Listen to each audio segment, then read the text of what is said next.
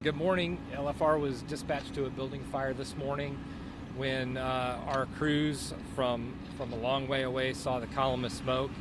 As they pulled up, the fire was well advanced in this building, and some collapses had already occurred. So when structural integrity of the building is compromised like this, we initiate what we call a defensive fire attack. That means our crews don't go in, and what we do is we try to confine the fire to just the building of origin, which they did an excellent job of doing. They got a quick knockdown on the fire.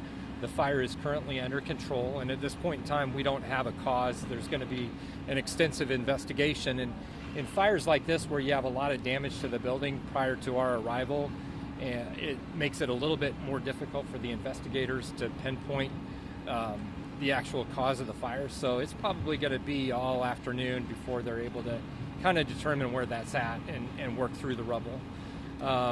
Right now we have no reports of injuries. One of the big challenges we had on this one is the train tracks.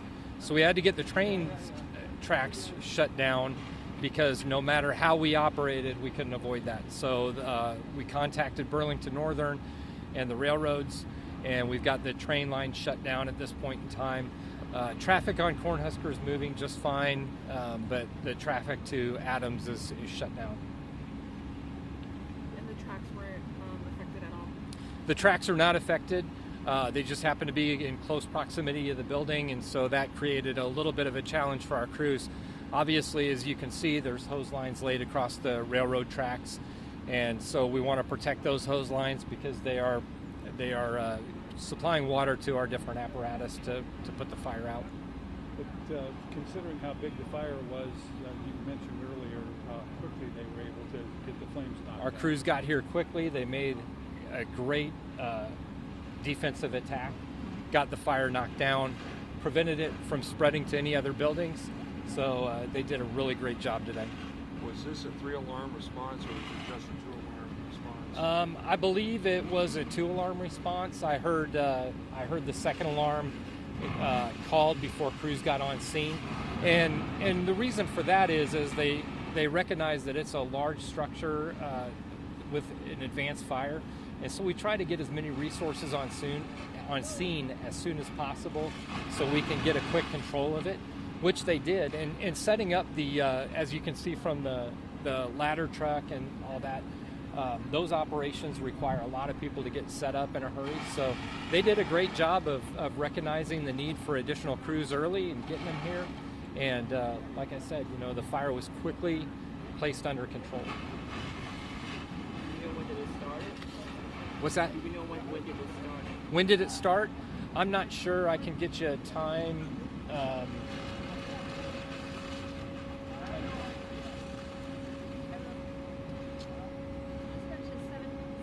Yeah, the initial call was at 7:56. So, and obviously, based on the amount of fire that occurred before we arrived, it had probably been burning for a little bit of time before that. It was pretty advanced when we got here. Do you know if it was a passerby that called it in, or? The dispatch report that I heard said that there was black smoke coming from a building. I'm assuming it was a passerby, but I don't have confirmation on that. You should maybe talk about this is the second huge fire in the last couple of days. Yes. That's number one. Any common denominator between these fires at all? No. And number two, how does it capture I don't. At this time, I don't believe there's any common denominators. I think it's just something that happened. This fire has yet to be investigated, so we've got to figure out exactly what caused it. So that's going to be at least all day, if not longer than that.